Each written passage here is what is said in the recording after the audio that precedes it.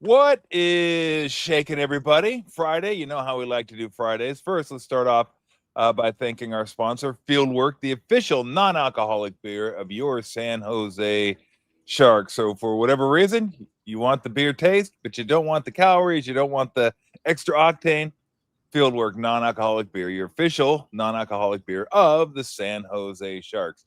So, you know, we do Dr. Bob and we do Dennis, and we talk football handicapping. This time we've had one of my all-time favorites. I used to talk to him weekly when I was doing the radio. Haven't talked to him in a while, and I'm so happy to welcome him to the show. Almost a half a century at NFL Films. He breaks it down for us. Greg Cosell. Greg, what's going on? It's great to see you. Tom, it is so good to see you. It's been a while. You know, it's funny doing the lead, and I forgot you used to look like that. You know, what was that about 50 years ago? I'm, you know, of course. Oh, long about when you started in NFL Films. Yes. There you go. There you go. I even remember when you played in college. That just shows you how far back I go. Oh my gosh, I look at that, and then people always give me crap. They're going, "Hey, you can't push a mayor around like that. You get arrested." Right. There you go. Well, I did what I did. Yeah. Well, no, it's really good to see you. I'm glad. It's so good to be with you. It's awesome to have you. It really is. All right, let's get right to it. And obviously, let's start with the quarterbacks. I wanted to start with Mac Jones because it seems apparent to me, and I could be dead wrong on this, but it seems apparent why Kyle Shanahan liked him coming out of college. He's a guy that isn't afraid to push it downfield, can make the throws that Kyle Shanahan wants him to. He's not overly risky with the ball, but he's not afraid to put it in the spots where the ball may be in a little bit of peril to get 15, 20 yards down the field. He's tough as nails. We've seen that. Yeah. What have you seen from Mac Jones in the time that, because it's weird. Yeah, it's right. He goes from New England, and then it's like, can this guy play? And then all of a sudden he gets in Shanahan's system. You're like, oh, wow. Okay. This is what people saw coming out of Bama. You know, it's funny because the more I do this, and I've been doing it a long time, obviously, it's my 46th season, and I've been fortunate, being taught the quarterback position by people a lot smarter than I am, but I try to keep learning. And I've come to the conclusion that so much is about how you're coached. Because let's face it, Mac Jones is not Josh Allen or Patrick Mahomes in terms of, just pure ability. So now you get into how you're coached and the scheme that you're in. And the Kyle Shanahan scheme, as you know, is so choreographed, and everything is tied to the drop, the footwork, the route concepts, the timing. But that's who Mac Jones is. That's how he has to be successful. He really can't play any other way and be successful. So in some ways, it's the perfect coach system scheme for who he is. And therefore, he can look very, very good because he's a rhythmic player. He has to hit his back foot and the ball has to come out. And I thought, by the way, this past week, I know they lost, but I thought he played a terrific football game. I mean, I know he threw 2 picks and, people can feel that's bad, but there's reasons for that. Obviously, there always are. But I just think that he's playing really well because this is who he is. And this is how he has to play. And it really works beautifully with the Kyle Shanahan philosophy. Well, it's interesting. You mentioned the 2 picks. I thought the second pick was one that the coverage kind of fooled him, but I thought at that point in the game, he was trying to push it downfield anyway. If I remember correctly, that might have been on a 4th and 6 after Pooney false started on the 4th and 1. Yeah. But it's funny you say that. Maybe, again, I haven't heard him speak about it. He doesn't need to, but they went to kind of late rotation to cover 2. And is it possible he was fooled? Yes. But I also thought that because Jamal Dean, who made the pick in cover 2, he's normally the flat defender, but there was no threat in the flat. And of course the situation dictated why sit in the flat and cover grass, So what he did is he sunk. And I think that Mac may have thought, because there's that outside void in cover 2, that he could get the ball up and over Jamal Dean. Now, I don't know if that's what he thought, but when I saw that went through my mind that maybe he thought he could get the ball into that outside void, kind of the whole shot, as we call it. And obviously he didn't, but who knows? I mean, he's not going to say, but that's what I thought when I saw it on film. Yeah, that could be. I mean, well, that's a smart play because I've seen a lot of guys cover grass, Greg. It's like it's not going anywhere. There's no sense of just standing here in the grass. It's funny. I worked for years, and he's still one of my really good friends, Matt Bowen. You might know who that is. He played Yep. in the league, and he's out of Chicago, and he works for ESPN, does a lot of radio. He's really smart, and we used to talk about that all the time because he was a safety, and he just said, he would always talk about covering grass, just like you said. He said, "What's do something. Don't just stand. No matter what don't just stand there." Yeah. And a lot of guys. It's funny how you say that because when I watch tape and it's zone coverage, I'm always blown away by guys that are just standing there. Well, you know what? It reminds me so much. I mean, the principles are similar in basketball, where you can play a zone defense in basketball. You don't want to just be standing in an area where no one's at. Now you have to be responsible for that area, but you can move closer to other areas to give help to other areas because they might be trying to overload that part of the zone. So you want to be there to help weak side or in the paint, wherever. But if you're just standing in your area, then you're not doing anybody any good. And I think, I think football is very similar where that's a concept. You try to flood a zone. And if you're flooding a zone, you leave two guys over there doing nothing. Well, go over there and help out a little bit. It's funny you mention that because one thing I actually, this struck me when I did the book I did with Ron Jaworski years ago, and I got a chance to talk multiple times with Dick LeBeau, one of the all-time great defensive coaches.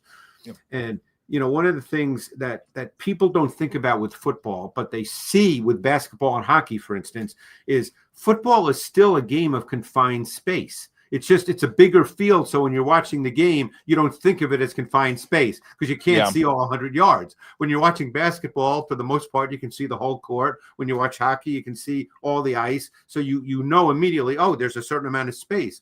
But football is still a game of confined space. And if you don't want to be covering an area where there's nothing. You're just standing in space where there's nothing.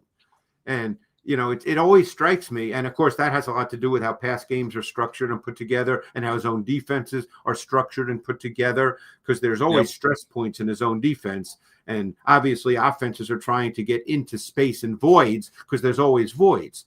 But it's still a game of confined space. Yeah. Well, look, let me put it nicely. There are players in all sports that aren't as smart as other players. And other players can figure this out. They see what's happening.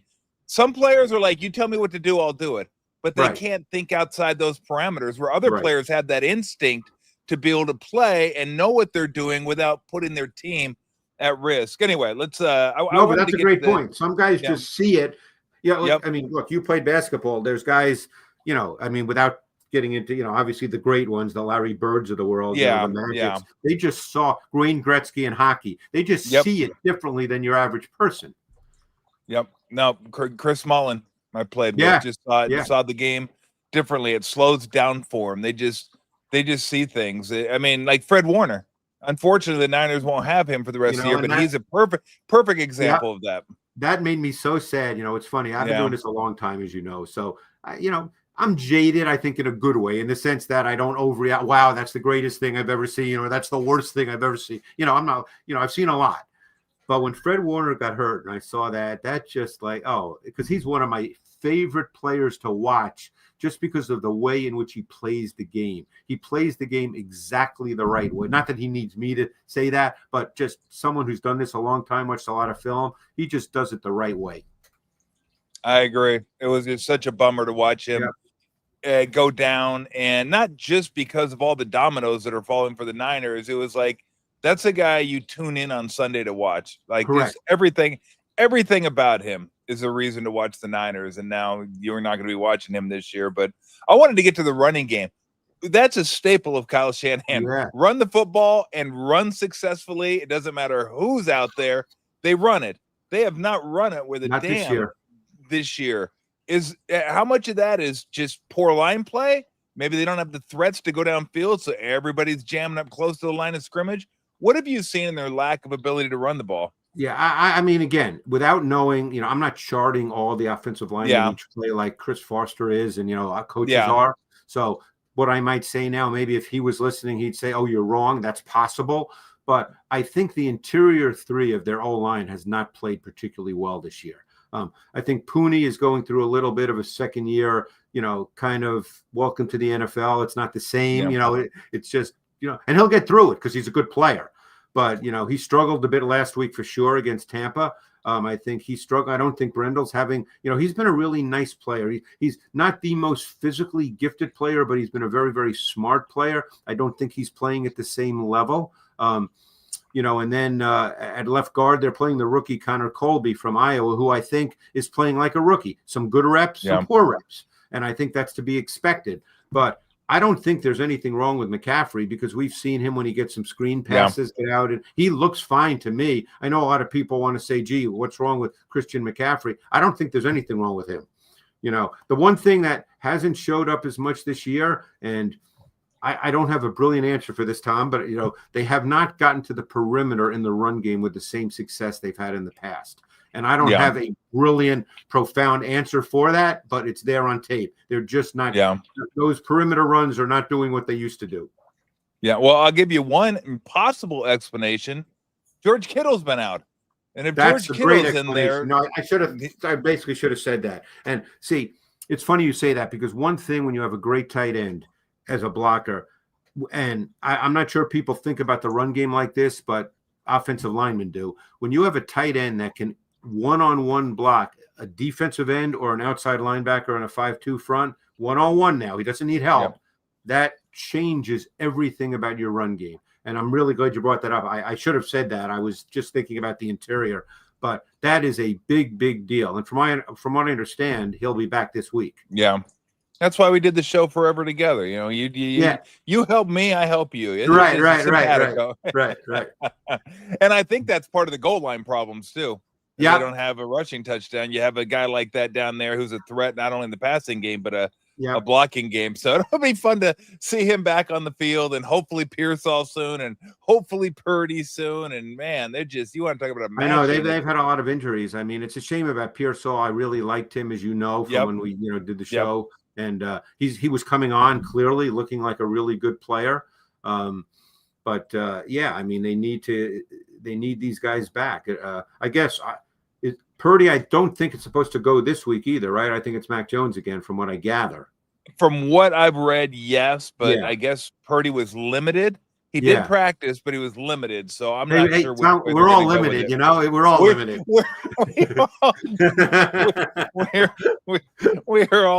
We're all limited. There's no doubt about that. What have you seen? God, what was I going to ask you? Oh, from Brian Robinson Jr., because I thought when he came over, he'd be a guy that'd be able to spell McCaffrey. That hasn't really happened. And I get it from a coaching standpoint. You always go into games with plans. Like, I'll talk to Steve Kerr all the time and say, where were you trying to keep Steph Curry's minutes? He goes, probably around 34, 35, somewhere around there. That'd be good. But then you get into a game that's really close and you want to win the game. You want to win the game. Yeah. Oh, 37 will be okay. Maybe 38. Maybe I'll push it a little bit more. Well, that's the same thing I think with McCaffrey. Like, ideally, you'd like the split to be a little closer with him and Brian Robinson Jr., but the games are close and you want to win. You want your best players out there. And the receiving factor, because right now they're down receivers. And Brian Robinson is not that guy. I mean, he's a tough physical inside runner. I always liked him coming out of Bama. I thought he actually did okay with Washington, and he can do that. He can grind it away inside. But with Pearsall out, with Ayuk still out, they've had other issues at receiver as well. Kittle being out. They need McCaffrey on the field because of the receiving element. I mean, I think we've played how many games? 6? 6, yeah. Yeah, he's got something like 450 receiving yards. I mean, it's crazy. I think it's something like that. I don't spend a lot of time studying just stats, but I know the receiving element with McCaffrey becomes even bigger when all these other players are out, maybe if these guys get back, maybe they can, for 2 possessions or 3 possessions a game, they can put in Brian Robinson because they have their more fuller core of receivers. But right now they need him as a receiver. Yeah. It's interesting. When you first came on, Greg, you were talking about quarterbacking. And I started thinking about the great quarterbacks of all time and just how different they are. And we talk about coaching, because I've always wondered what Marino would look like in a Bill Walsh system if he had played there. Yeah. Well, of course, we'll never know. But just look at Marino, Elway, Montana, Breeze, Manning, Brady, Mahomes, Allen. I mean, there's more than that. How different they all are. Yeah. And how they get their success from different ways. They all have something obviously in common. They're great leaders. You know, they're accurate to a certain extent. They're really smart. They probably really study, really dig into the playbook, all that stuff. But the quarterback is a position where you look at somebody and go, God, I mean, you really don't have to be one. You could be a whole bunch of different things and be good. Yeah, but I think the two things that probably, and I'm these are the Cliff Notes versions, because you're right, there's probably 10, 15 things, but I think that two things probably are necessary. You need to be able to be a good decision maker, and you need to be able to throw the ball accurately. Ball placement has to be good. Now, does it have to be 10 plus? No, but you can't miss routine throws. But it's funny you say that. As you were talking, and talking about how, Dan Marino would look at a Bill Walsh offense. It reminded me, I got to know Bill Walsh well, which is probably one of the highlights of my career. And I remember him telling me about, he coached Dan Fouts in 1976. He was either the quarterback coach or the OC for the Chargers. And Fouts to this day says it was Walsh who turned his career around. And then we know what happened with Eric Coryell. Yeah. But Bill told me that, we didn't really throw with Joe Montana a couple of routes that I could throw with Dan Fouts, because Joe couldn't throw those routes as well as Dan Fouts could. And if you say that to people who are just casual fans, they probably think, oh, you're out of your mind. Joe Montana is one of the 2 or 3 greatest quarterbacks of all time. He could do anything. But see, this is where coaching comes in. You have to understand, and this from being a player, there's even some great players. They're not great at every single thing. It's just, that's not the way it works. Nope. Great coaches look at their talent, figure out what you can and can't do, and try to accentuate the positives and keep you away from the negatives. That's just it. Now, if you have too many negatives, then they can't do that, and you're not going to be on the team very long. And then you're going to be selling insurance again in a couple of years. You're going to be sitting in your backyard doing a podcast. There you go. I know you got to run, but real quick, I wanted to ask you this about the Eagles, who it's interesting to have the record. They have the record they do with the what is the score differential? I think they're negative score differential this year. And here's what I've seen. I'm curious what you've seen. Everybody's talked about the running game and this and that. I go, well, here's the bottom line: their offensive line and defensive line isn't as good as it was. I mean, that was the team. That was, Barkley got all the, whether it be whoever, but the offensive and defensive line was really it, and it's just not as good as it was. No, and you kind of nailed it. And it's funny. I was talking the other day with a guy who coached in the league for years. He doesn't coach now. And that's the first thing he said. He said that team was built in the trenches. He said O-line dominant, D-line dominant, and everything started from there. And I can just tell you from watching the tape, because obviously I watch their tape every week because I do stuff here in the Philly area. Their O-line has not been very good. I mean, we're just expecting that it's going to be great because of what it's been, but it's not been very good at all. And then on defense, they lost Josh Sweat, Milton Williams, 2 players that may not be all-stars and all-pros, but really good players. And it's just not been as good. And there's not been room to run. And the reality is, and I know it's hard for people to accept this, but people in the league know this. It's not a controversial statement. Jalen Hurts is really kind of a piece of an offense. So if those other things are not working, he's not really that lead dog kind of player.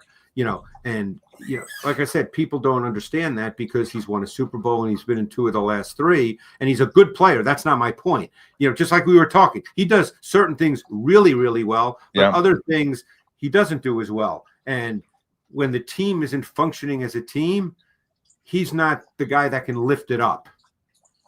Yeah.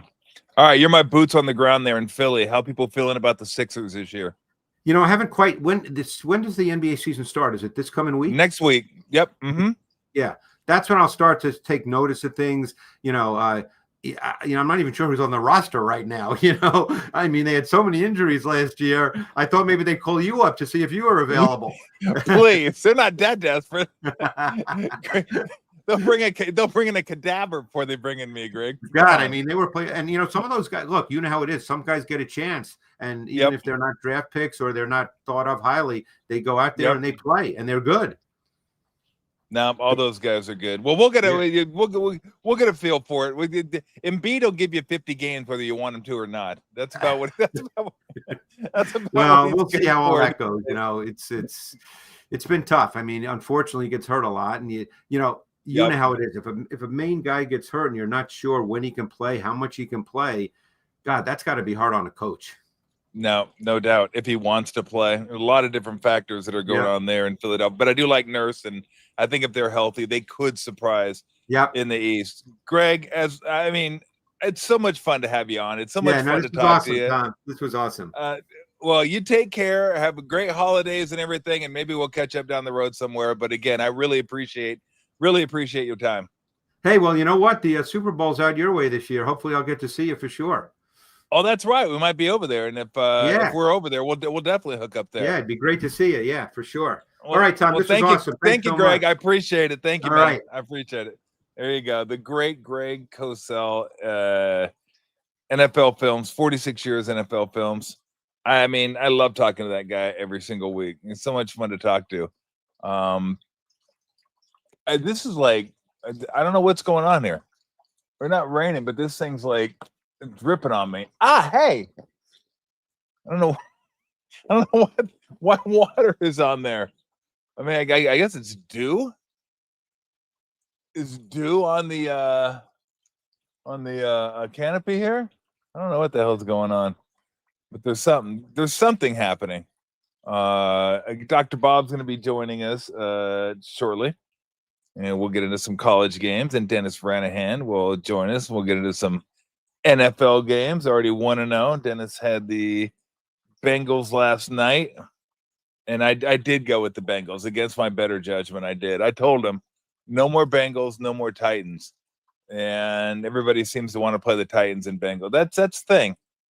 If you're a gambler and you do now, I don't really consider myself a gambler. I like wagering, and I think I'm fairly knowledgeable about it, about the process and stuff. But it's like if the number is what the number is, and the number says take it, then you take it. There's a lot of times you got to take some bad teams. You're just like, oh, son of a bitch, I got to take that team.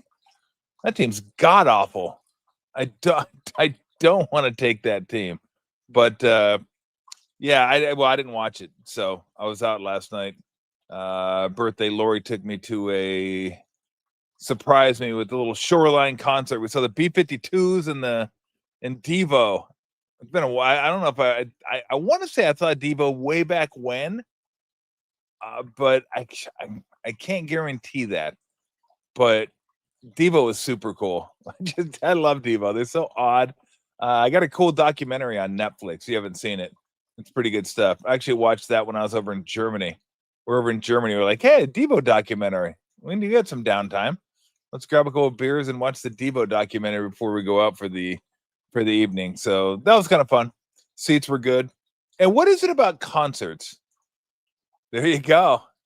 And they wore both those things, not together though. They had the black outfit on with the lid, and they came out later with the jumpsuit on. Yep, Whip It, Mongoloid, everybody. It's a good thing. Everybody. So yeah, they were good. They were really good. And the B-52s, they got some songs that I like. They ended with Rock Lobster, my favorite song. That was probably from the early 80s, maybe even late 70s. I'm not sure. But solid concert. But what is it about concerts that people feel like they can walk down the aisle and stand in front of you and watch the concert? Whereas a basketball game, football game, baseball game, people don't walk down the aisle and then just stand in front of you. Like, I never do that at a sporting event. Concert, people feel like, I can just kind of cruise around. And I had to ask some dude to get out of the way. He wasn't blocking me because I'm 6'8", but he was blocking Lori's view. I'm like, hey, pal, beat it. Is this your seat? You know what they always say, too? I just want to get a little closer. Well, buy fucking better seats then. It's a pretty simple process. You want to get closer to the concert? Buy better seats. Don't buy shitty seats and then come down to the front. Sorry. Anyway, I believe we have Dr. Bob getting ready to join us. We'll do a little college college football. I mean, it's a pretty good. I got a pretty good slate this week. Hello, Bob. How are you? I'm doing all right. How are you? I heard you I'm doing bitching well. about some concert experience. Not just at concerts, people think they can like get their seats and then walk out of their seats, wander around, and stand wherever the hell they want to stand, like they did last night. And again, they were standing in front of me. Went and saw B-52s and Devo, and they weren't bothering me because I'm 6'8". I could see over them, but my wife was having a hard time seeing through them. So I said, kindly leave, kindly move. I don't want to have to curse. Actually, I may have once, but and they moved. But I was like, yeah, you're a gentle giant. I'm a gentle but giant. nonetheless, But nonetheless, a giant that looks like he's been part of the Guardians Angels, from the 70s. That's what everybody says. Hell's Angels.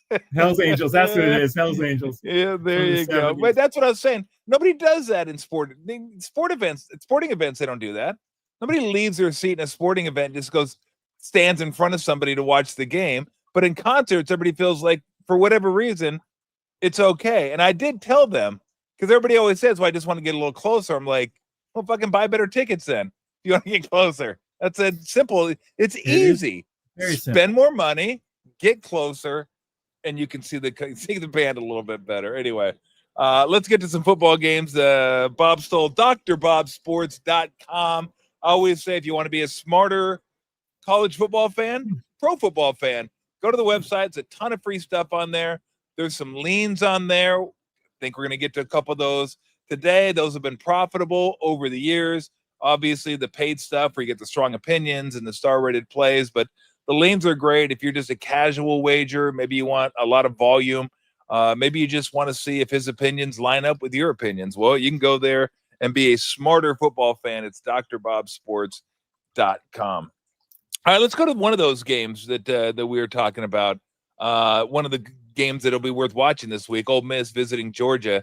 That opened under a touchdown, now over a touchdown. And I'm not sure exactly what to make of Georgia.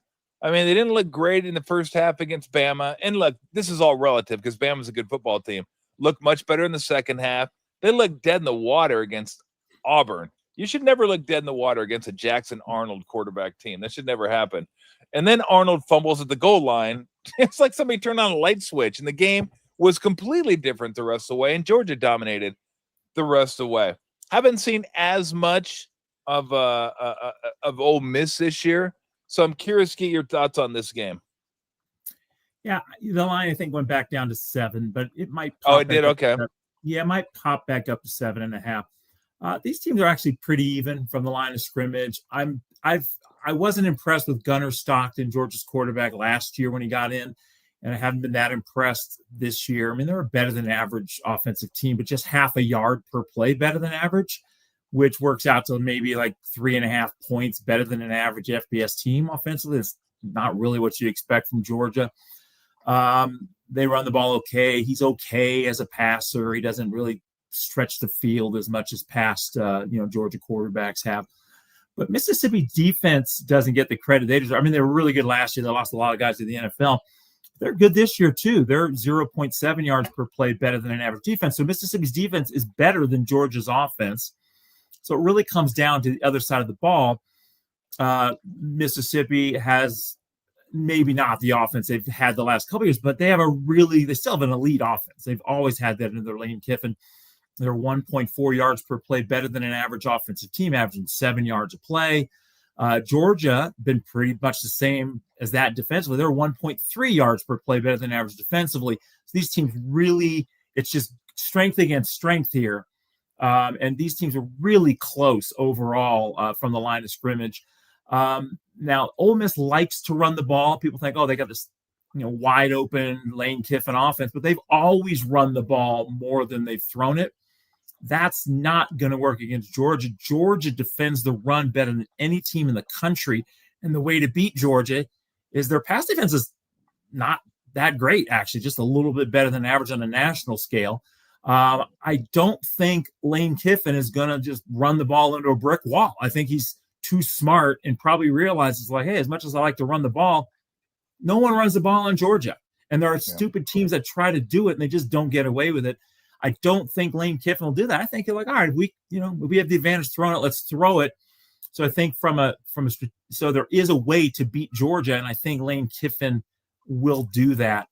So I do think they have an advantage, even though these teams are about the same. I do think they can take advantage of Georgia's relatively bad pass defense. Not bad, really, but compared to the run defense, it's bad. Yeah. Now people are like, well, Georgia's got revenge. They lost by 18 points last year at Oxford.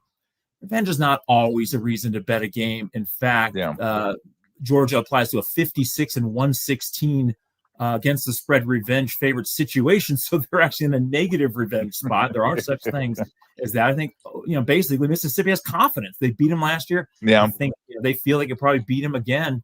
I made it Georgia 30-27. And I if you're getting 7 points, that's a lean. So profitable bet. Leans are profitable bets. A lean on Mississippi +7 or more. All right, let's go to the Holy War. I don't even know. Do they call it the Holy War anymore? Have they changed the name of that too? Yeah, I still think they do. I know it's not Civil War anymore. Maybe not. Like, maybe not officially, but I think they. Yeah, I mean, it just we've gone so soft. Yeah, we can't call it anything. Red River Rivalry. I still call it Red River Shootout, and damn it, I'm going to continue to call it Red River Shootout. Right. That's what it was. You're what not it was. No, god dang, no, I'm not gonna. No, they can't have that. They can't have my nickname rivalries or my rivalry games. They can't have that. You know what? I watched the Arizona game. Unfortunately, I wish I wouldn't have last week. Where it just, I've told you, I'm not. The Arizona offense to me is, yeah, but their defense is solid. I feel the same way about BYU. I mean, Bachmeier to me is kind of okay. I mean, he runs the ball a lot. He's not a dynamic runner, but he's like almost. I don't know what he is. I was going to say a guy that runs for Army, but usually they're fast. He's not even that fast. So he's kind of a guy that throws a little bit, runs a little bit. I like Utah. I love Whittingham. They got trounced by Texas Tech, but Texas Tech's a really good. I think they're one of the best football teams I've seen. Yeah, I've seen this year. So I've seen it at 3. I thought about taking Utah minus the 3. I don't know if I'd lay the 3.5, but I'm not that sold on it. I'm curious what you think about the game. The line is basically 3.5 everywhere now. Okay. You might touch 3 at some spots. BYU is sneaky good offensively. They're 0.6 yards per play better than average. They face some good defenses. And so relatively, they've been 0.6 yards per play better than average offensively. Utah's defense has been 0.6 point yards per play better than average. I think Utah's defense, people have a higher opinion of it than they should, but you got to remember they faced UCLA before the Bruins changed coordinators, and they also faced Arizona State last week when Sam Leavitt was out. So, Jeff Sims averaged like 2 yards a pass play, coming in. Yeah. So they've had some breaks facing teams at the right time. So their defense, I adjust for all that stuff. So their defense is the same as BYU's offense. So it really comes down to the other side of the ball. I love Devin Dampier last year at New Mexico. His offense coordinator from New Mexico last year came over to Utah, brought Dampier with him. The offense is good. They're 0.8 yards per play better than average offensively, which is a really good offense. However, BYU's defense is 1.0 yards per play better than average. So they have an advantage, actually. They've only given up 4.5 yards per play to a collection of teams that would average 5.5 yards a play against an average defense. And they've held every single team they faced to 24 points or less in regulation. And I think that could be the case again here. So from a yards per play perspective, BYU has a little bit of an edge. Utah should run more plays because they tend to control the ball more. They'll run about 10 more plays from scrimmage. So overall, Utah has a slight advantage from the line of scrimmage. I have BYU with better special teams. It's really kind of a toss-up game. I ended up going BYU by 1, 25-24, and a lean on BYU at +3.5. So I think it's a decent play. Okay, very good. We mentioned Jackson Arnold earlier. Let's get to a game that you like that features Jackson Arnold. And I didn't know much about – I didn't watch Missouri football because they didn't really play anybody until last week against Bama. It's a pretty good football team. I mean, that's a good football team. It took Bama all of like 60 minutes to get that job done last week. Really good win on the road by Bama, by the way. And I'll ask you about them after this game. But This is a game that just completely flipped. It went from Missouri +2 to Missouri -2. Now it might be minus 1.5. And again, I know you're not a Jackson Arnold guy. I'm clearly not a Jackson Arnold guy. Not at all. And I mean, I like Missouri, and I think I know that's who you like as well. But what are the reasons you jumped on Missouri here? Yeah, one of the reasons that the line moved from +2 to being favorites because I released Missouri as a bet. Yes. When I release games, the line moves. So yes, it does. They yes, were +2 when I gave out Missouri as a best bet. I wouldn't make them a best bet, like a big play now at -1.5. At -1, that's a good play, and they still be a play at -1. -1.5, I certainly still lean with Missouri. Yeah, like you said, Jackson Arnold. I mean, people were like, well, last year, we've talked about this before. Everybody thought, well, Oklahoma's got some injuries at receiver. That's why Arnold's struggling, blah, blah, blah. I was like, well, yeah, but he was like third worst in the nation in yards per pass play last year, I think ahead of Massachusetts and Kent State. And I was like, aren't Oklahoma's backup receivers better than the receivers at Kent State and UMass? I mean, shouldn't he be better than that? And I think Auburn's like, yeah, he's still a 5-star recruit. Let's get him in here with our receivers. We have great receivers. Yeah. Auburn does have great receivers, and Arnold still sucks. I mean, he's terrible. He averages 4.6 yards per pass play with NFL caliber receivers. He holds on to the ball too long and takes a lot of sacks. And the only thing good about holding on to the ball that long and taking sacks is he never throws interceptions, but it doesn't really matter if you're always 3rd and 20. I mean, it's a mess. I mean, he's so bad. Auburn runs the ball well. I mean, they have a good running team. If they just had an average quarterback, they'd be a really good team. But I don't know why they don't switch quarterbacks. I mean, he's terrible. Nonetheless, Missouri, really good. I mean, I mentioned it last week. I said I leaned with Missouri +3, and they ended up pushing against the spread. But they outgained Alabama 330 yards at 5.9 yards per play. Alabama had about the same amount of yards, 331, but only 4.5 yards per play. So they outgained Alabama by 1.4 yards per play last week. That game could have gone either way. I think Missouri's really good. The defense is elite. The offense is better than average. They run the ball. Yeah, I mentioned Auburn being a good running team. Missouri is one of the best running teams in the nation. So I just think defenses are about the same between Auburn and Missouri. Clear offensive advantage for Missouri. Clearly better offensively. -1.5. Yeah, I mean, I still value on that. So Missouri is still the play, even though the line switched. All right, and how much? I've always wondered this, Bob. Well, clearly, points, because when you buy a point, you got to give up 110, and I don't recommend it. I'm just going to use that as an example. Yeah, it's worth 109.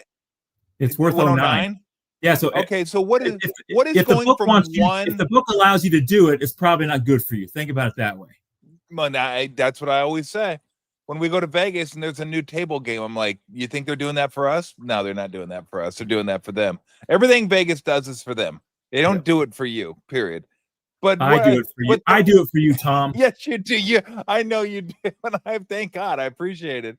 But obviously, points are different values, right? From 3.5 to 3 is different than 1.5 to 1. How much is that crossover? Let's say if you go from +1.5 to -1.5, how big a deal is that? That's about 4%, probably. Okay. You went from Missouri being like a 58.5% bet to about a 54.5% bet, which is what they are now. Okay, and just for comparison, what's the percentage going from 3.5 to 2.5? About 6%. I mean, that's a big bump. 5.8, something like that. So you can have a 50% bet at -2.5. And if you're getting, then all of a sudden you're getting 3.5, that becomes a 56%. But then it's a bet. If you think the line should be 2.5 and it's suddenly +3.5, that's NFL too. That's almost an automatic. That's almost an automatic bet. Yeah. And is 3 as important as it used to be with the advent of the 2-point conversion and everybody going for it on 4th downs? How much has that changed everything? Not quite as much. It's a couple, about 1.5 to 2% less valuable than it used to be, but still. Okay. Got it. But then again, the teams can, try to get to 3. They always try to get to 3. You know, if they're if they're if they're down by 4, down by 5, and they instead of kicking it to get down by 4, then they try to go for Yeah. It's still but they don't always make it. It's not as likely. So it's a little less valuable than it used to be back in the old days, but still valuable. Tell me how crazy I am for thinking this. This may be old school, maybe not, but I don't chase points until the fourth quarter. I'm not going to try to get it to 3 or 7 or whatever in the second quarter or early third quarter, because if I miss it, now I got to continue to chase points. And maybe at the end of the game, I could have kicked a field goal to tie the game. And now I'm down 4 or 5. I got to score a touchdown. How do you look at that? Do you go by the chart always? Nah, I think the same as you. I mean, maybe middle, 8 minutes left in the game, you start worrying about that stuff. Yeah. But I think you're right. If you're down by 5 and you kick an extra point to get down by 4 instead of going for 2, what if the other team kicks a field goal? Now you're down by 8 instead of down by 7. I mean, you could decide later to go for 2. You don't need to do it right away, and you need to score again anyway. Well, if we get down by 3, then all we need is a field goal. Yeah, but if they kick a field goal, I mean, no, I know. I always think of point conversion. Are they gonna? I really do think you wait, till the end. Now I got to ask you this, because I got 2 more games I want to get to, but because this one always flummoxes me. Down 14, fourth quarter, you score a touchdown. Now everybody's going for 2. Yeah. I guess the theory is you want to know exactly where you stand, and if you miss it, then hey, okay, we know where we're at.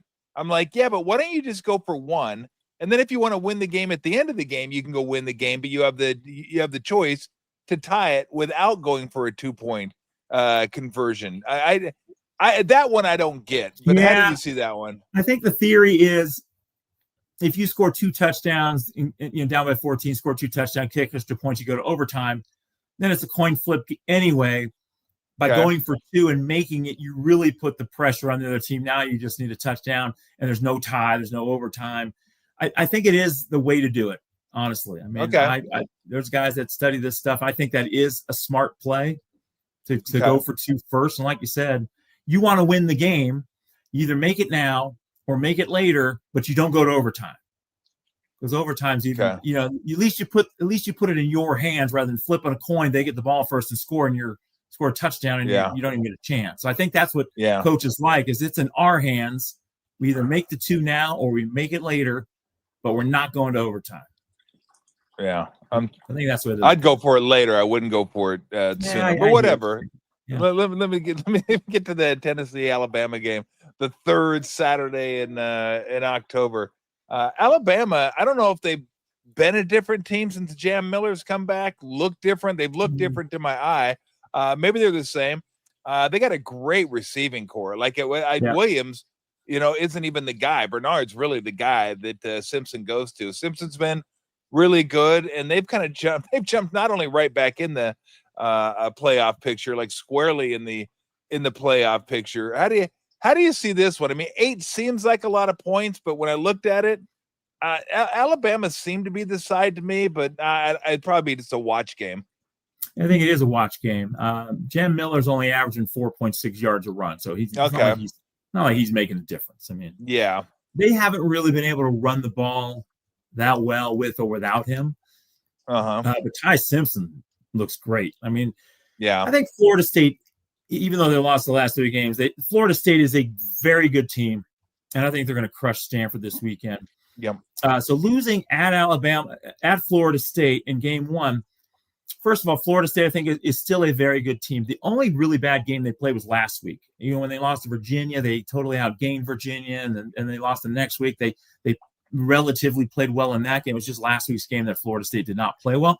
But you go into that game, Florida State's got new coordinators on both sides of the ball. Alabama doesn't have a real idea of what to expect, and that's hard to prepare for. So I think that was kind of a really bad setup for them to open the season. And you've seen now what they are, and Ty Simpson's the Heisman favorite, and I think that's pretty legit. I mean, he's averaging 8 yards a pass play against mostly good defenses, and they have a good offense overall.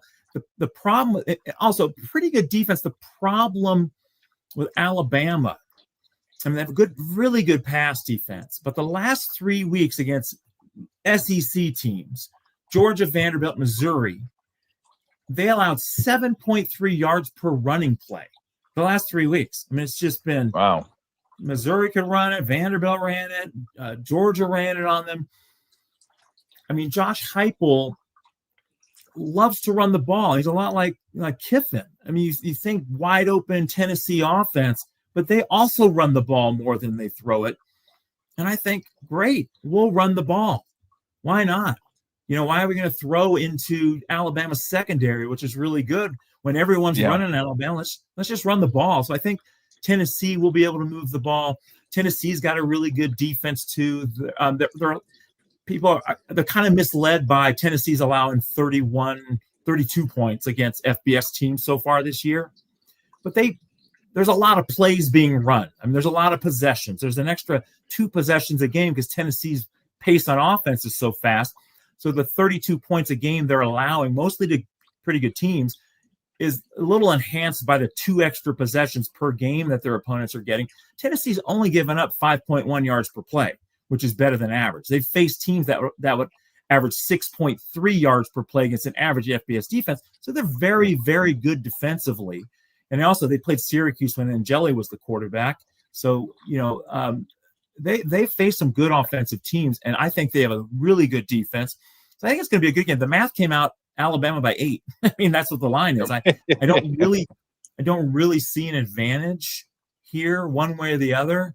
I wouldn't be surprised if Tennessee won the game if they just ran the ball 50 times for 300 yards and controlled the clock, and they have a better than average defense. I just don't think it's a game to bet at all, but a game to watch. All right, let's get to the NFL. Niners and the Falcons. You got to factor in another loss for the by the way, what is the point value for losing Bosa versus losing Warner? What are their point values? It was close. Bosa was nearly 2 points. At the time, I think I probably adjusted 2 points for him, and Warner's 2 points. Wow. He's maybe the best linebacker in the league. Coverage. And the thing is, it's not just tackles, not just run. I mean, he's probably the best coverage linebacker in the league. Shuts down opposing running backs or helps with the tight end. And it's a big deal. So the Niners go from being a pretty good defensive team at the start of the season. Now they're without their 2 best defensive players. They're going to be probably a little bit worse than average defense going forward. So that's a problem. It's hard to really forecast. Atlanta's not great offensive. They can be good. Bijan Robinson's great. Quarterbacking is Penix is up and down. Hard to know. I mean, they got shut out by Carolina 3 weeks ago. So people are like, wow, they just beat Washington. They beat Buffalo. Man, wow. They just lost 30-0 the last time they went on the road. So to Carolina. So it's really inconsistent. You don't know what you're going to get. I do think Atlanta's defense has been better than what was expected of them. Whether that can hold up or not, hard to say. I have them as rated as a little bit better than average defensively. I don't think they're going to continue to be quite as good as they've been. But I think it's really hard to forecast this game without knowing. And Brock Purdy, George Kittle, Ricky Pearsall. I think Pearsall will probably play. I think it's trending toward him playing. Who knows about Purdy and Kittle? And I hear the talk, and you probably hear it a lot in the Bay Area. Well, Mac Jones has been great. Let's roll with Mac Jones, even if Purdy's healthy. And that's just kind of foolish thinking. I don't know if you're, thinking the same thing, maybe. And I'm just calling you out. I try to tune it out for those people who think. Here's some numbers. Like Brock Purdy averaged 7.6 yards per pass play last season, which is elite. This year, he was averaging 7.6 yards per pass play. Mac Jones has done great for a backup quarterback, but he's averaged 6.6 yards per pass play this season. That's a yard per pass play worse than Purdy's average since the start of last year. That works out to about 4 points a game. So getting Purdy back makes a huge difference. If they get Purdy back, whether Kittle plays or not, if this line stays at -3, right now it's -2. If it stays at -3 or less, then I'm looking at the Niners as a bet. I don't think they're going to bring Purdy back unless he is ready to play his normal level. And they tried that once, didn't work. So if Purdy's going to play, I think he's ready. And then there's certainly value on the Niners at -3 or less. So we'll have to see. Yeah. If he doesn't play, then I really have no interest. I think 2.5 is probably about where the line should be. Mm-hmm. So there you have it.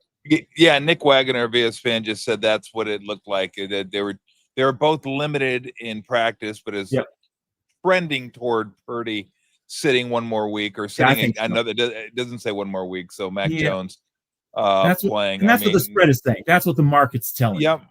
If Purdy were actually 50-50, I think this line would be 3 instead of 2. No. So I think I think the market is telling you the same thing. It's probably going to be Mac Jones again this week. And I don't think it's a game worth really betting.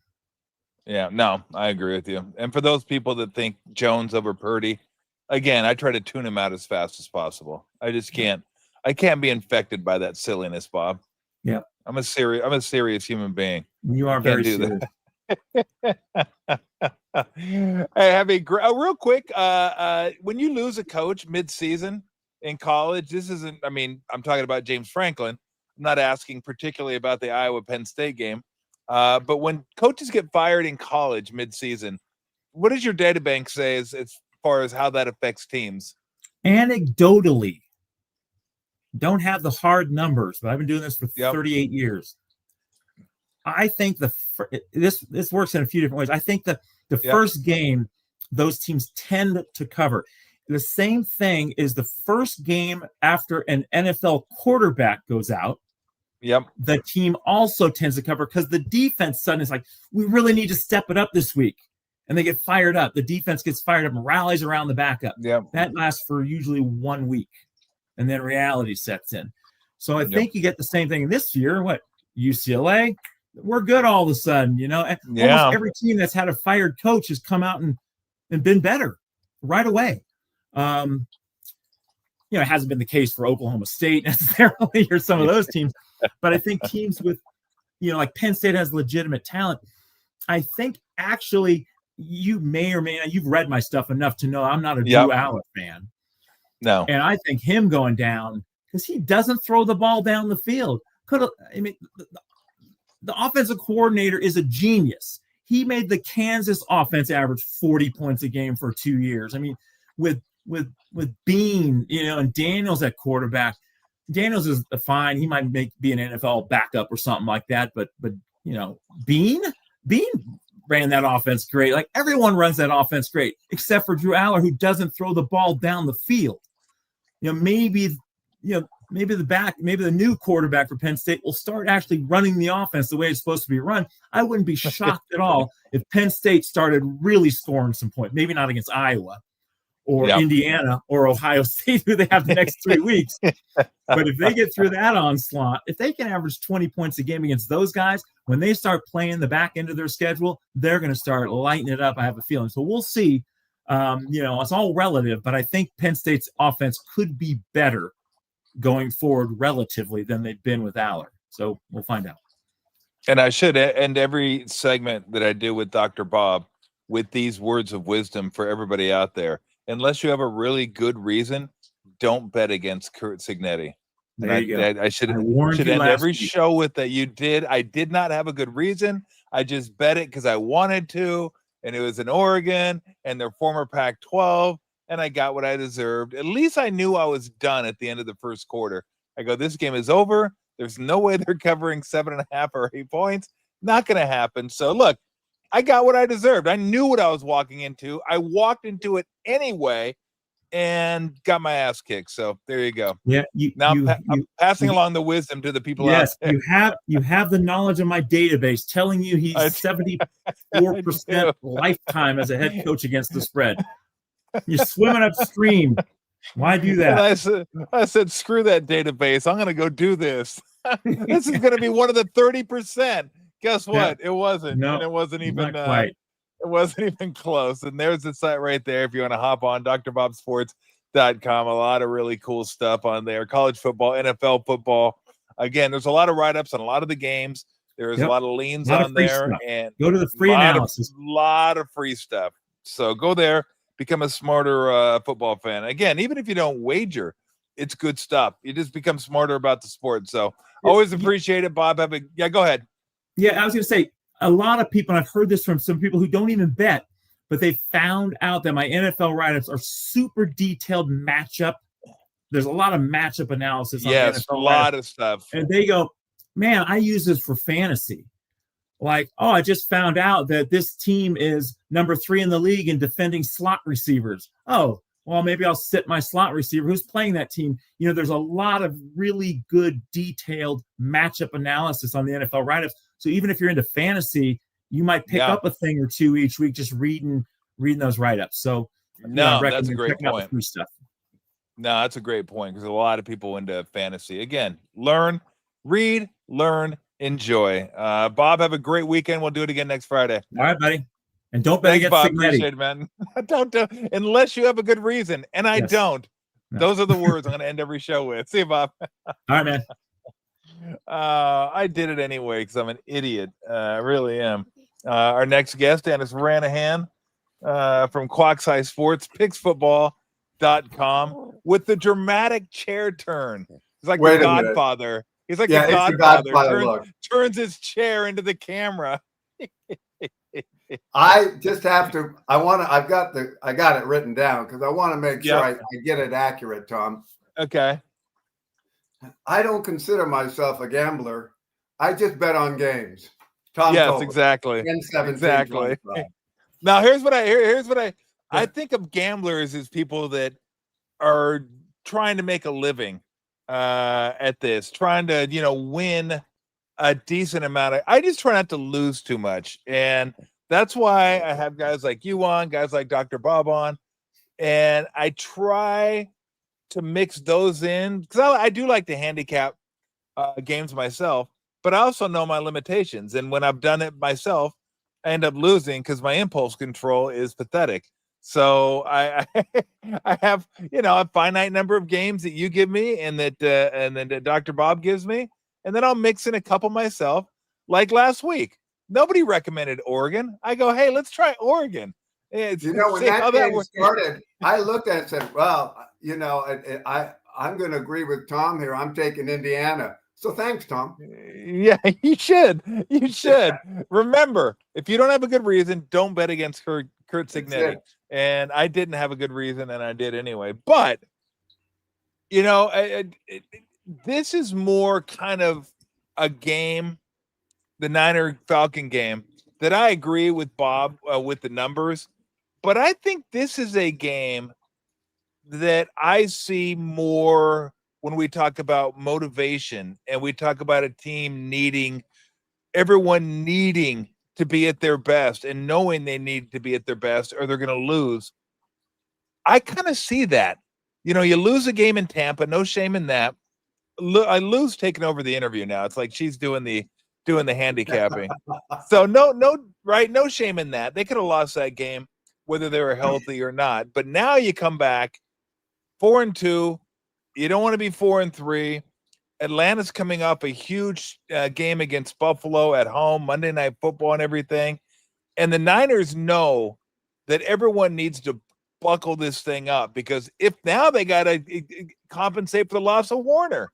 So it's one of those games where I think everyone's going to be as focused as they could be. Everyone's going to be ready to fire. And I like the Niners here. Just from a motivational standpoint, everybody better be on their P's and Q's or you can get embarrassed on Sunday Night Football. So I don't know how you see it, but this is one I'm probably going to be on the Niners here. Yeah, I quite frankly don't see it for this reason. Okay. I agree with you from a motivational standpoint. I also know that when we talked a couple of weeks ago about losing Bossa, we said, well, now they just have one impact defensive player left. Yeah, exactly. And now he's gone. And so I think the loss of Fred Warner is huge. I'm a fan of Kyle. I think he'll put together a game plan to take advantage of whatever they have left on offense or whatever they get to work with here. Are you into this, Lulu? Are you Lou wants to. Lou wants to know what's going on Sunday Got Night the ear Football. right up here. Wants to hear about the Niners. She Falcons. wants to know what's going on. So I in this situation, I see the motivational side for the Niners, but because their win total at 4-2 is still a notch above where I think their overall talent is, that concerns me. If they were 2-4, then I think they'd be in a better position to take on the Falcons. At 4-2, and I guess that's pretty much what the Falcons' record is too, or something close to it. That I don't see an advantage here. I think Atlanta's a real good football team. That's my concern, Tom. I think Atlanta is better than people think. And I think Penix is going to be a franchise quarterback. I like him a lot. I'm not gonna bet against him. And it looks like, and I thought it was 50-50 this morning, but now it looks like, as far as the quarterback situation is concerned, that it's going to be Mac Jones. Yeah, at 3-2, the Falcons are. So I knew they had a bye week in there, so I knew it was different. Well, we'll see. I'm going to take a shot by myself on that one, and we'll see how that one plays out. How about this for an ugly game? Brandon, before you jump ahead, Tom, can I add something here? Yeah, please. From last night's game? Yeah. You had the. By the way, you had the Bengals. You had the Bengals. That's fine. That's over. I know, but I went with you, and I said I wouldn't. I didn't want to bet the Bengals, but I go. You know what? Damn it! I'm going to go with the Bengals, and it's always fun to go into the weekend 1-0. Yeah, it is. It's a lot more fun. Or at 6 a.m. being 1-0 after that. That's. I love waking up 1-0. So, my relationship with John Madden was kind of pinned on 6 or 8 events that didn't go well for us as friends. And one of them was the Raiders were 13-1-1 in the 70s on Monday Night Football. And their only loss was Alex Karras' first game on the Monday Night Crew in Buffalo to open the 74 season. And how that game went, it was Joe Ferguson versus Stabler. It was back and forth defensively. OJ was coming off his 2,003-yard season the year before, and he was held to 74 yards that night, although he was injured. Jim Braxton did most of the running, and with just 2 minutes left, and we were down 14-13, John decided to punt after Kenny missed on 3 passes. And so he punted, and on second down, Braxton fumbled, and Art Tom scooped it up and started heading up the sidelines 60 yards. And I stood up in the press box and said to myself, lay down at the 1, lay down at the 1, lay down at the 1. There was 1:14 left on the clock. Lay down at the 1, right? Because then you reduce it to a Blanda field goal on 4th down with no time left. Lay down at the 1. Into the end zone he goes. Scores a touchdown. The Joe Ferguson comes back. Ahmad Rashad. He had 1:14 on the clock when he got the ball. Didn't even need to use one of his timeouts, and got the Bills into the end zone. And we lost the game 21-20. So we're flying home. Before we left the runway there, I'm sitting in my chair, which was always across from John. And my job with Madden was keep him calm during the flight. He didn't like flying. Yeah. So I would always say nice things to him, like Hank said that, Hank Silverman, the pilot, that bump was going to happen, that kind of thing. Just make it up as we go. And so anyway, we're on we lose this game, and disappointed as can be, of course. I'm sitting already in my seat. John comes in and sits down next to me. And I said, this is one of the 6 reasons why Matt and I didn't get along great. I said, God damn it, I wish he would have just laid down at the 1. I mean, Art, if he would have laid down, what the fuck are you talking about?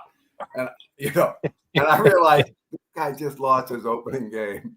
And I'm 24 years old, telling him how they could have won it, And he said, "You can't tell a kid not to score. You can't tell a kid not to score."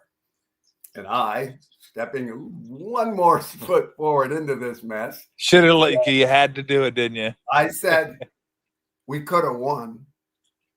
Oh, I think the last thing he said was, "Fuck you, Dennis." I think that's what the last thing was that he said.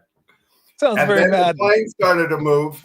And it's interesting. A terrified person can't intimidate you, Yeah. So that was the end of being terrified by John. But that was one of the incidents. Now, last night in the game, Yep. T. Higgins has an opportunity to go in the end zone and slides down, and everybody spends the whole post-game show talking about how brilliant it was. That was a play because you didn't give, Aaron Pittsburgh.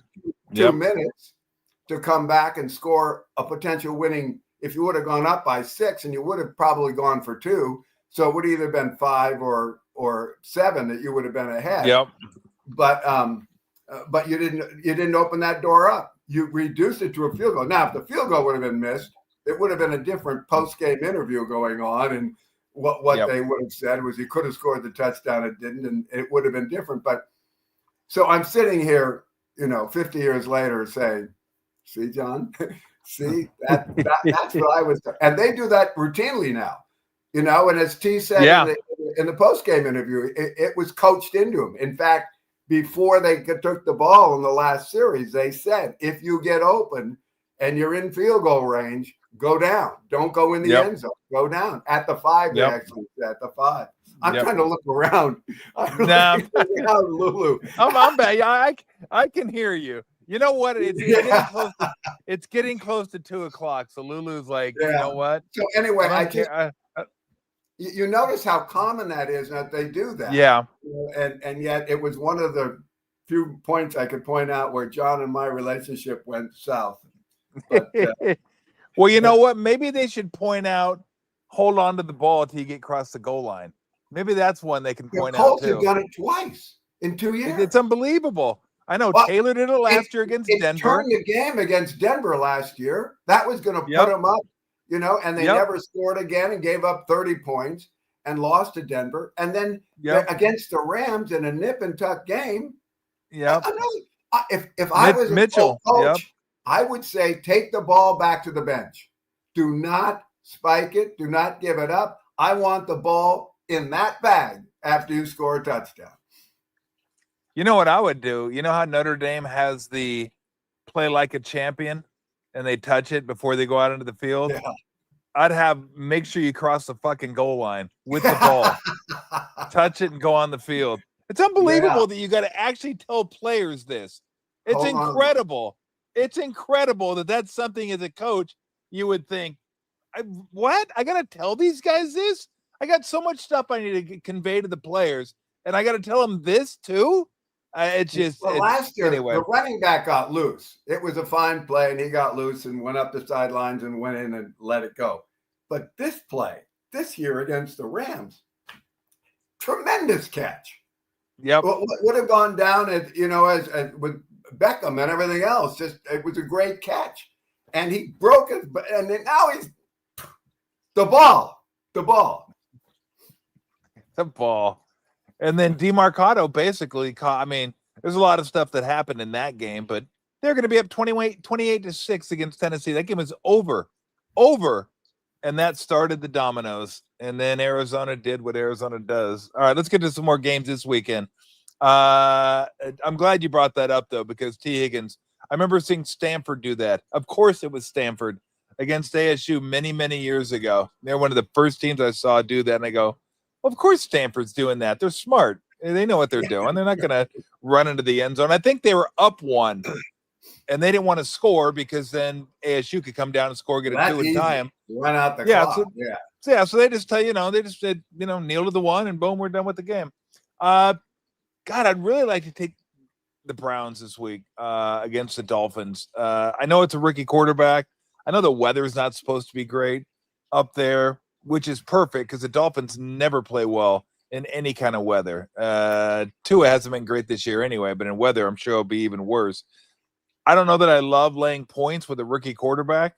That doesn't excite me all that much. Judkins has been okay. The passing game is basically throw it to the tight ends, whether it's, Fannin or Njoku. But do you have any interest in this one? Because I'd like to take the Browns, but I don't know that I don't know that I want to lay points with a rookie quarterback. It's interesting where you find spots to take weak teams, Tom. It interests me greatly. I know 2 weeks ago when we had our bad week and our two losses were the Jets over Dallas and Cincinnati over Detroit. Yep. And I note that since that game, those two games, Cincinnati's 2-0 against the spread against Green Bay and Pittsburgh. And the Jets are 1-0, and they're going to be 2-0. We'll talk about it a little bit later in the show after this week. Now Cleveland, they were in a good spot last week against Pittsburgh. That was a real good spot for them. And they got 23-9, just drummed down. I like their coach. I keep thinking things are going to come together for them. Yeah. I think Dylan Gabriel is a good young quarterback. I think he's going to be okay.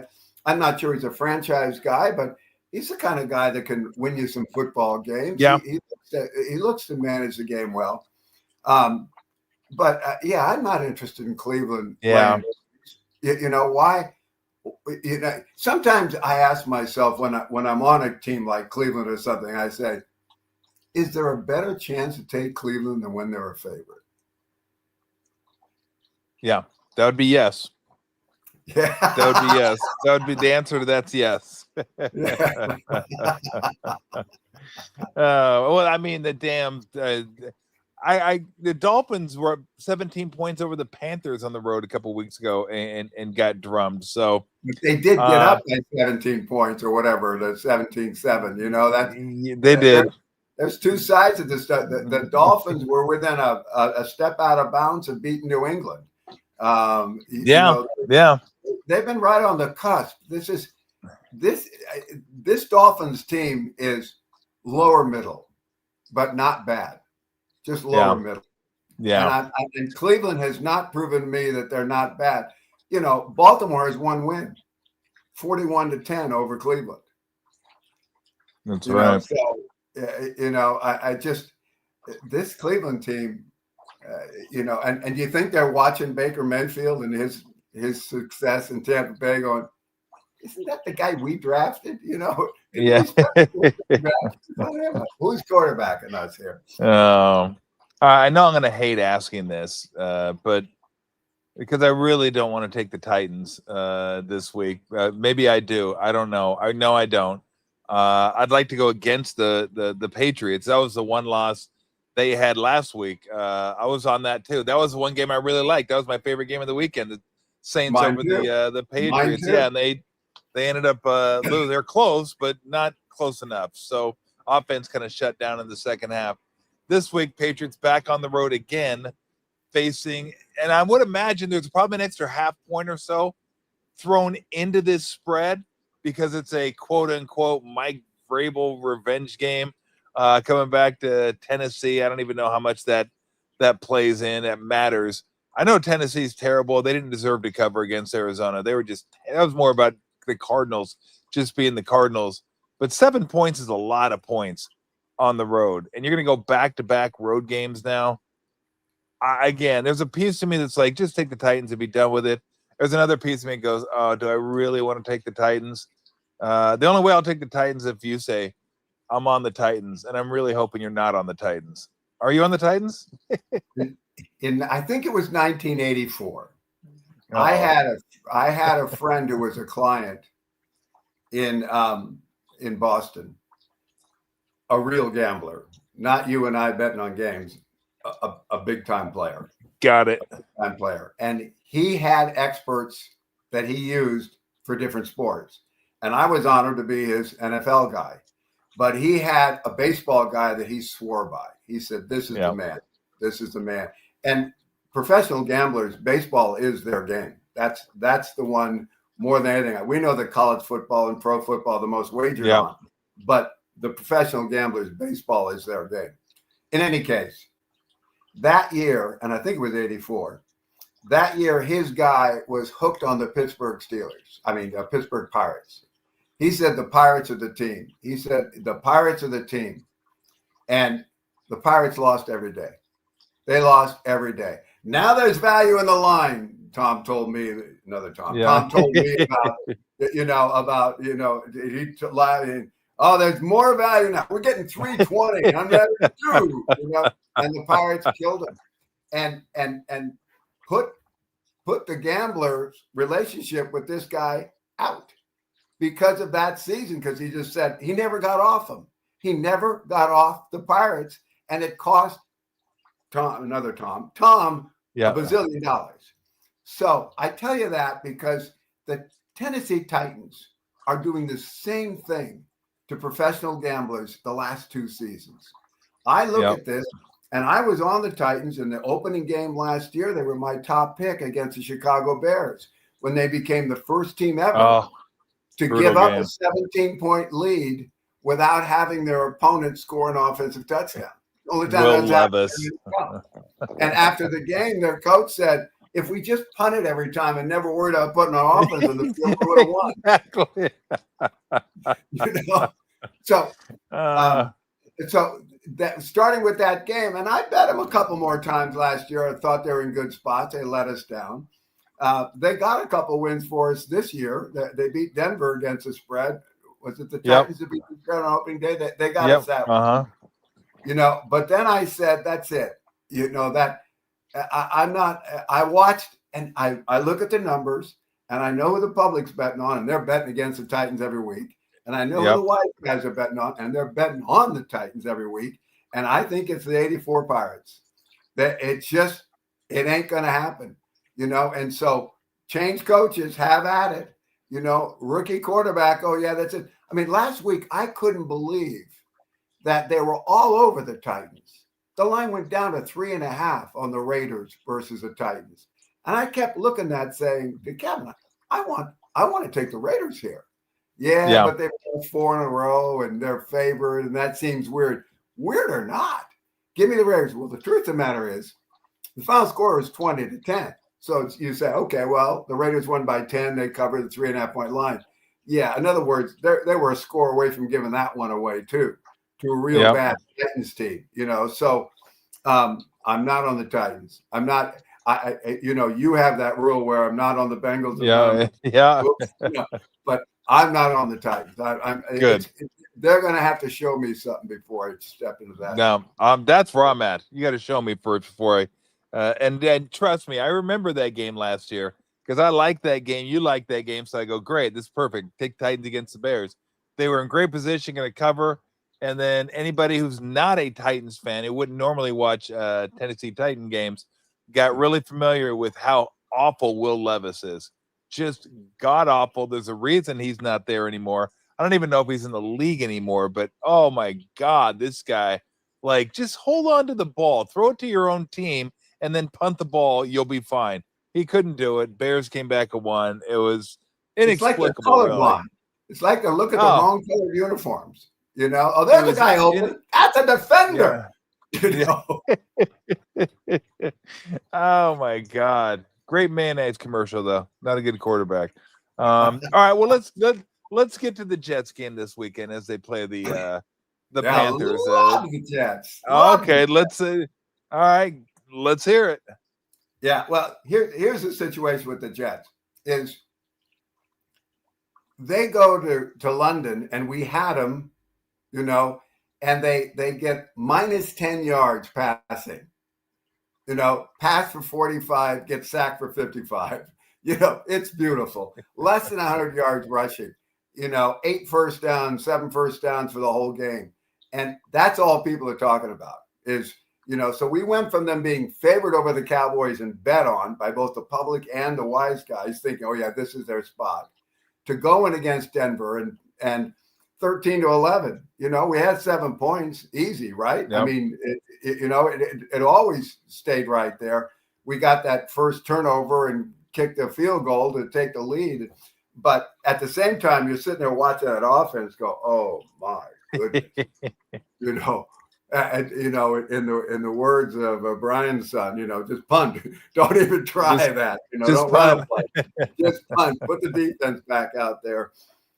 So in any case, they covered that. Now they're 0-6.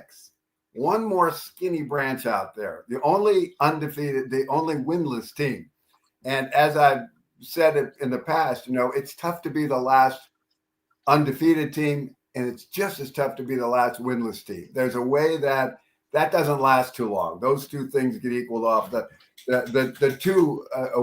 two teams that won. Rosie's knocking at the door here. My dog is knocking at the door. So the two. I'm going to let stop her from scratching on it. Just No. Hey, look. If anybody understands having to placate their animals, it's me. I mean, look what I'm dealing. Look what I'm dealing with here. Look what I'm dealing with. So anyway, so we look at the Jets in London, and they lose. But hey, how about their defense? They held the Broncos. 12 first downs, 1 touchdown. 1 touchdown and 2 field goals. Their defense played well. Now what we've got is them coming from their ride home from the London, not happy. Nowhere to hide. You can't say, well, if only that would have happened, or we could have had that break. No. You're 0-6. There's nowhere to hide. And here comes the Carolina Panthers. How do you think the Panthers flew into town? They got on a plane probably tomorrow morning out of Carolina. But they're going to come into New York 3-3. So good. Here we go. We're favored on the road. We're going to win. No, you're not. No, you're not. And here's the other thing to look at is the Carolina Panthers are 3-0 at home and 0-3 on the road. And in their 3 road games, they've been outscored by 50 points. This team doesn't travel.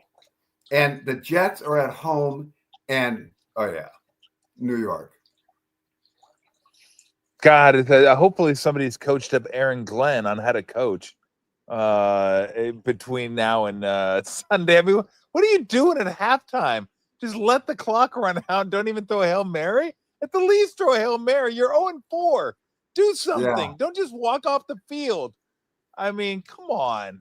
That was embarrassing, Dennis. Like I can't imagine if I'm a player on that team, I'm going, are we sure he knows what he's doing?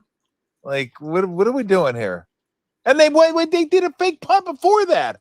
It's like you're going to risk giving the ball back to the Broncos at like your own 37, 38-yard line. And then when you get close to midfield, you're going to just go, nah, we're good. Like he said he didn't know if it was first down or fourth down.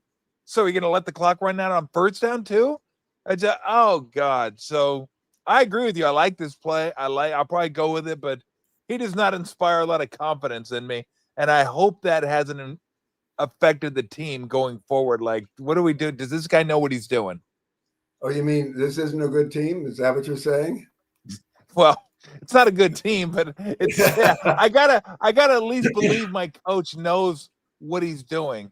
I don't know if that's the case anymore. It's so interesting. I'm a fan of the NFL Network. I think they do a good job on They do. So when I'm in the car now with nothing else to listen to in the Bay Area, now that you're not there, so I listen to the NFL Network when I'm in the car, and they cover this stuff so well.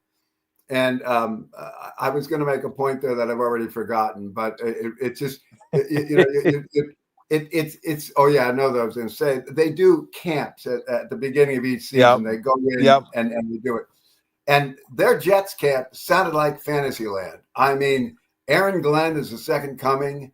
This team is ready to go. Their defense is good. It's been underutilized. We're really looking forward to a great year. We think this is going to be great.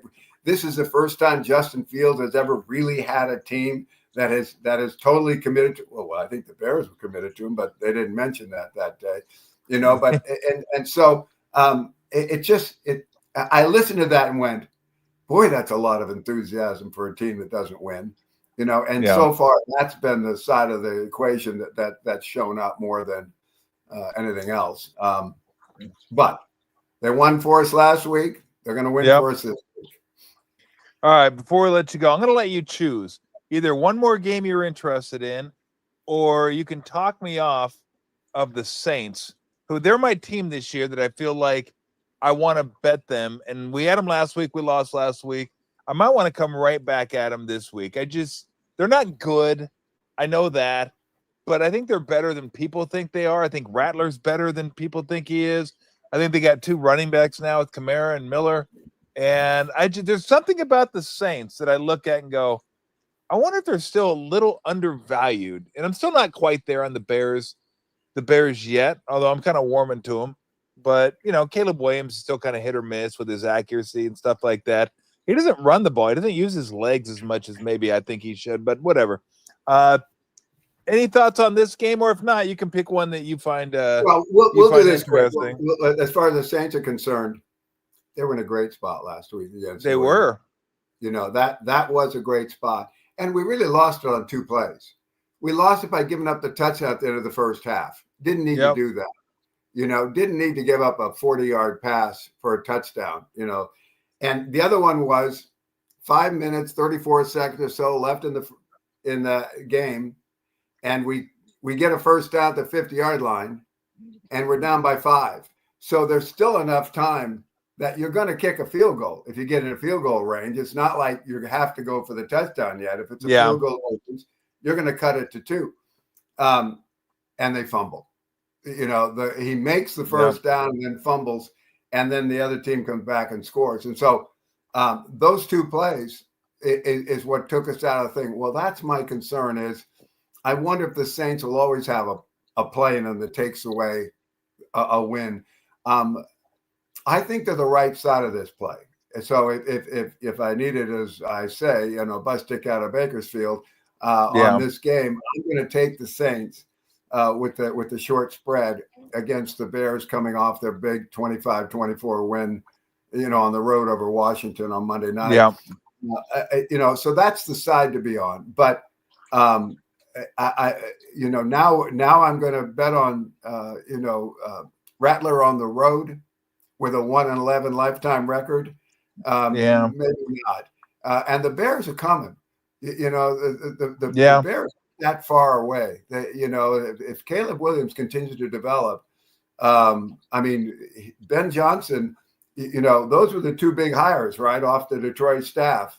Aaron goes to New York, and Ben goes to Chicago, and Ben looks like he's got a pretty good handle on this thing. And Aaron will look better after this week, So in that situation, I'm not ready to take Kellen Moore on the road as a rookie coach, the other rookie coach in this spot. I maybe I don't have courage to take the team that beat me last week, although that's usually my trump card.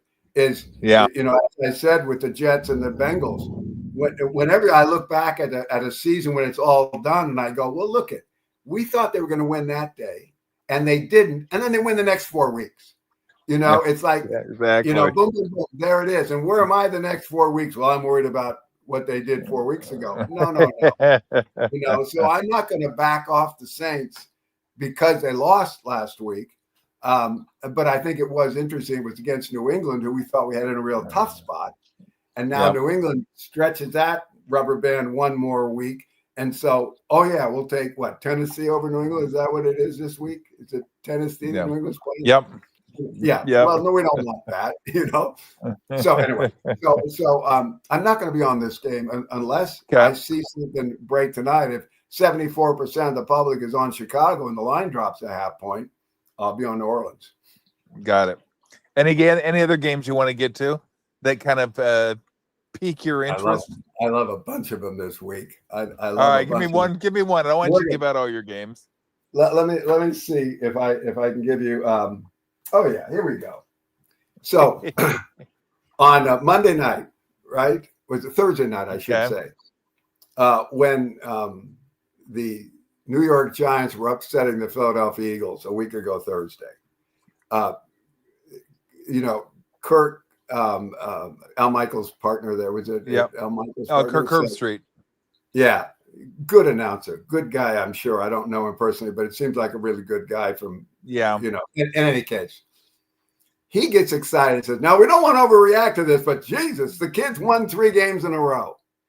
Talking about Jackson Dart, right? Yeah. I'm thinking, won 3 games in a row. Let's go to the stats, people. Yeah, no. He won a game, and then he turned the ball over 5 times and lost, and lost to the Saints. And now he's beating the Eagles, who we saw in a trap in that particular game, coming in undefeated, and lost to the Broncos the week before. They had one loss. So anyway, Jackson Dart looks great, but it's still the New York Giants. They've got 2 wins, and they did it in spots where teams were in their own trap, that fed the Giants' success and Dart's success. Now they go to Denver, and Denver has maybe the best defense in the league this year, Tom. I'm still here. Lulu, I'm right here. I'm just letting you know, Lulu, that don't look at Tom. Really, I'm talking. Lulu, I'm talking. Really a nuisance today. He just really is. Very. Is she a Bronco fan? I don't know. So anyway, no, she's a food fan. Is what she's a fan of. And I don't know how she knows it. I got her on my lap.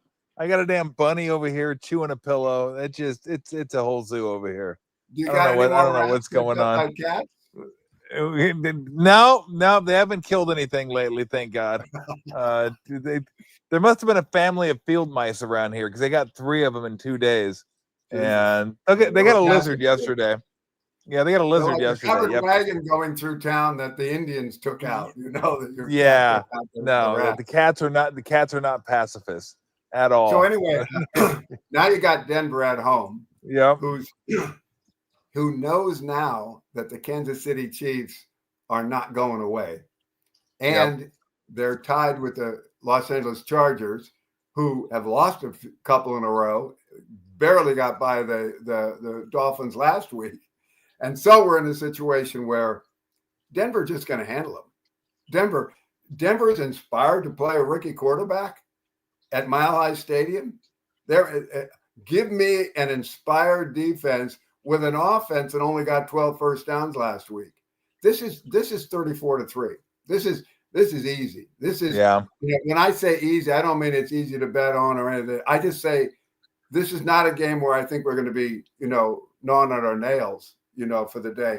I think it'll be 7-0, 10-0, 17-0, 17-3, 24-3, 31-3, 31-6, that kind of thing. Yeah. I just think that it's just Denver all day. No, I agree with you. I do like that one. And let's be honest. I mean, the Eagle game was a lot about their defense and a lot about Cam Scatterbo.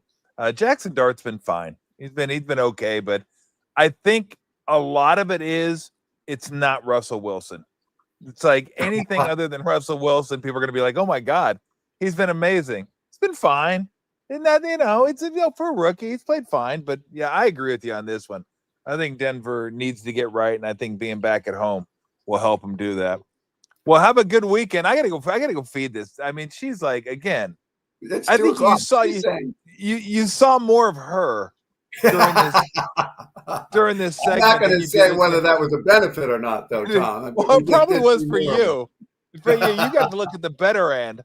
I got to look at her ass for like 20 minutes. I mean, nothing against you, Lou. I love you and everything.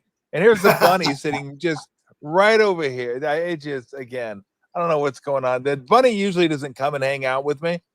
She's around, but she's very engaged. I don't know.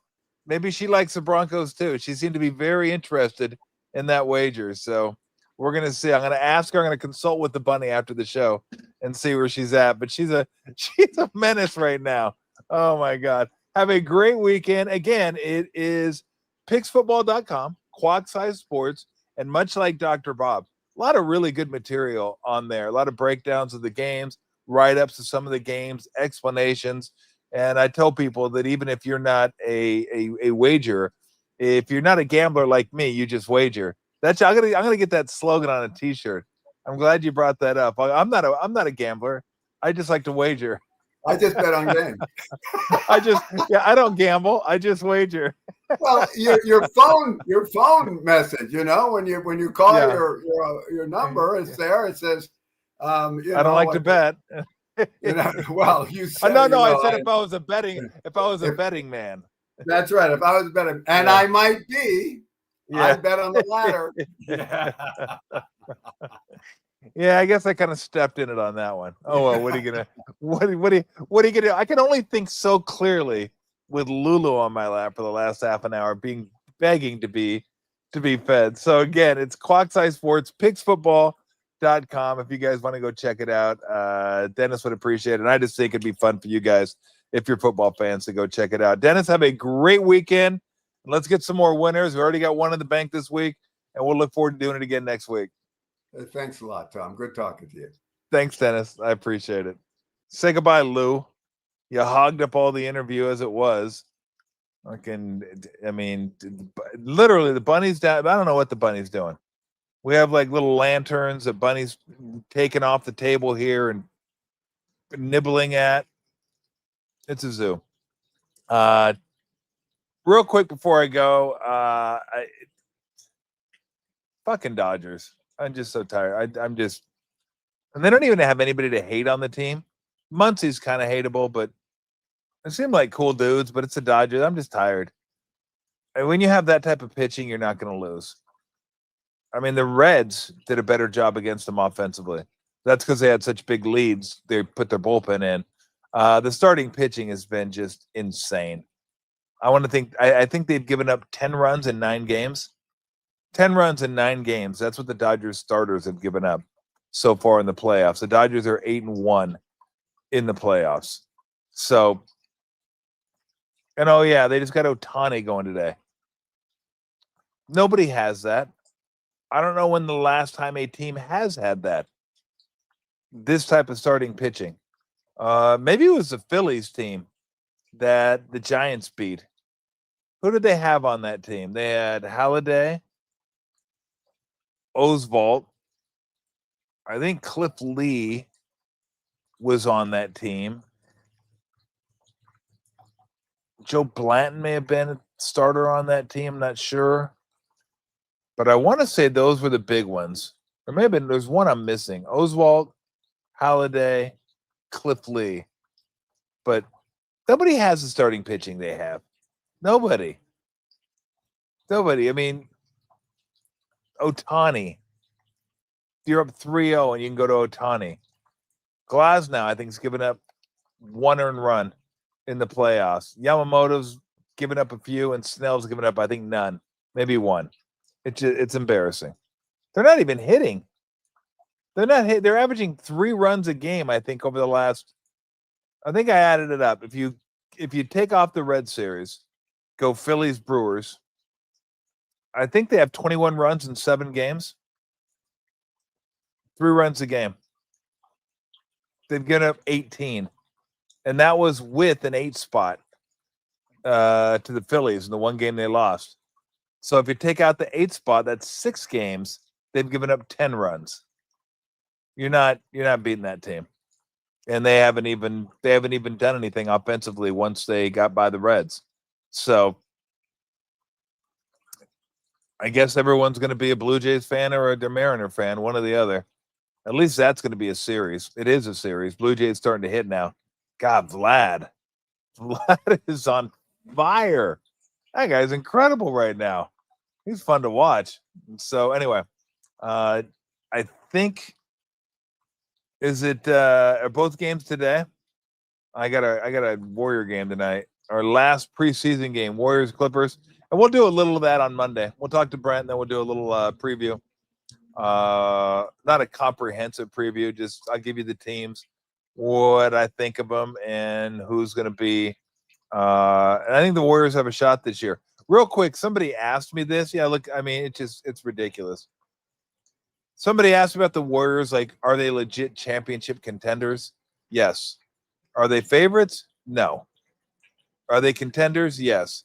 Anybody that's under 20 to 1. Cole Hamels. There you go. Thank you, Andres. Yes. Cole Hamels. Like that. I mean, that was incredible. I'm not even sure that is this, though. Maybe. I have to go back and look. But anywho. Yeah, I don't know if we have both games. I think we have both games today. I know we have Dodgers can wrap it up today. Yeah. So you got the 2-3-2 format. Mariners need to get back to Toronto. Hey, get back north of the border. So they were doing their winning. No home teams won in that series. So the Dodgers are minus 200. You have Quintana versus Ohtani. What happened to the? I mean, they're pitching. The Brewers pitching. I mean, once Woodruff went out, it's kind of embarrassing. 2 of the first 3 games you have bullpen games, opener games in the NLCS. And look, Milwaukee has to do what they have to do, but it's just embarrassing for baseball. Like, hey, biggest stage, NLCS. Who's pitching? Ashby. Who? The reliever?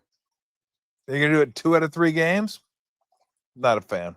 Not a fan at all. So, anywho, you ready to eat? Are you hungry? Uh-oh. You are, aren't you? Aren't you? You're like, hey, go, stop it. Stop. Okay, that's enough. Okay. Jesus. That's like very close to a felony. Okay? It's certainly a misdemeanor, but I said no. It's very close. You're gonna have to watch yourself. I'll put you in doggy jail. All right, let's go do it. Let's go feed you. All right, thanks for joining, everybody. Appreciate it. I hope you enjoyed the show. Greg Cosell was a lot of fun to watch, and we'll have have that up and packaged for you. You want your picks, you want your college football picks, along with Niners, Dr. Bob. You want your NFL picks, Dennis Ranahan. You want your NFL breakdown on Mac Jones and why the Niners having a hard time running the football and stuff like that. You can check out my guy Greg Cosell. He does it. I just love Greg. Love talking to Greg. Hopefully we can do it every now and again, but we will see. So thank you for joining, everybody. I really appreciate it. Subscribe, like, grab some field work for the weekend too. Why don't you? And if you happen to be down in San Jose checking out the Sharks, which you won't be for quite some time because they're on the road now. They are visiting the Mammoth, the Utah Mammoth. So, but when they come back, you can grab yourself a non-alcoholic beer. They have other selections too down there. I told Barry, get me a list of what they have down there. I can pump that up for you as well, since I enjoy all field work offerings. And so, but they're out of town, so you can still go to field work. You can go to field work over in Berkeley. They're all over the Bay Area. So check out, I'll have a list. I should get a list. I only go to Berkeley, but I should have a list where they're at. So field work, the official non-alcoholic beer of the San Jose Sharks. You ready? I think you are. Have a great weekend, everybody. See you.